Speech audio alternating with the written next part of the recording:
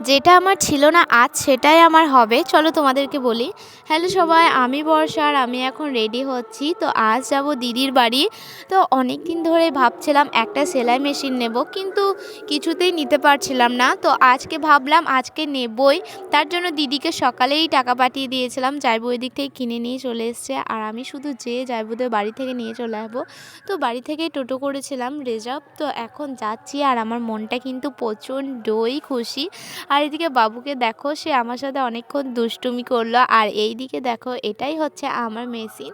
তো মেশিনটা কিন্তু খুব সুন্দর ছিল, যেরকম ভেবেছিলাম সেরকমই। তো এটাকে নিয়ে আমি এখন বাবুকে কোলে করে নিয়ে আছি আর এইদিকে সব বাঁধাবাঁধি করছিল, মানে ঠিকঠাক করে চাপাচ্ছিল।